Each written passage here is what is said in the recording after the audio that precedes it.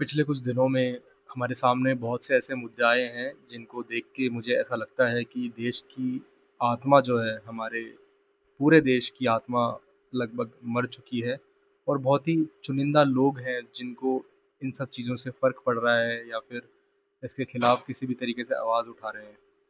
किसी भी तरह का हिंसक प्रदर्शन या पब्लिक प्रॉपर्टी को नुकसान पहुंचाना कोई सॉल्यूशन नहीं होता है और वो किसी भी हालत में नहीं होना चाहिए और किसी भी भीड़ के द्वारा नहीं किया जाना चाहिए।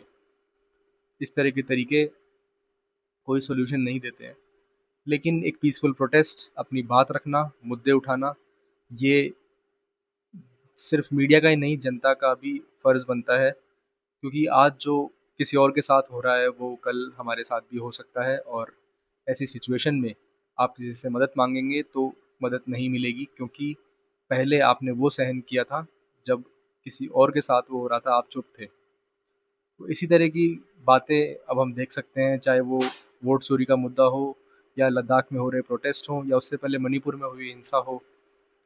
तो ये सब चीज़ें जब हमारे सामने आती हैं तो हमें ऐसा लगता है कि हमें क्या फ़र्क पड़ता है। ये हमसे बहुत दूर, हज़ारों किलोमीटर दूर है, हमारी ज़िंदगी में इसका कोई बदलाव नहीं है, हमारे ज़िंदगी में इससे कोई फ़र्क नहीं पड़ रहा है।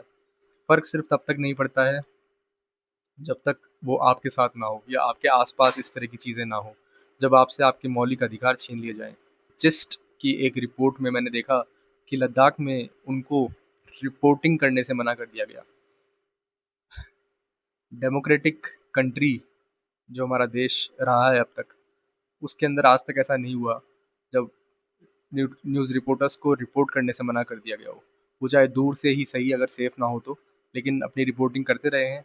और करगिल के युद्ध में भी आप जानते हैं अगर उनका नाम, तो वो आर्टिलरी फायर के पीछे खड़े होकर रिपोर्टिंग कर रहे थे। तो इस तरह की सिचुएशन में जब रिपोर्टिंग की जा सकती है तो हमारे देश में, जहाँ पे सीआरपीएफ और लोकल पुलिस के साथ आर्मी ने पूरी तरह से सिचुएशन को कंट्रोल में कर रखा है, ऐसी सिचुएशन में एक रिपोर्टर को क्यों रोका जाता है?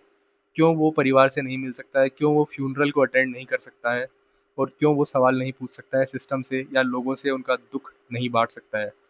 क्या देश के सभी लोगों के अंदर इतनी भी संवेदना नहीं बची है अब कि वो हमारे देश के ही जो दूसरे भाई-बहन हैं, किसी कोने में बैठे हैं, उनका दुःख बाँट सकें, उनके दुःख में शामिल हो सकें, किसी भी माध्यम से। आप न्यूज़ देखते हैं, आप अखबार पढ़ते हैं, अगर वो रिपोर्टिंग ही नहीं होगी, तो वो दुःख आप तक पहुँचेगा नहीं।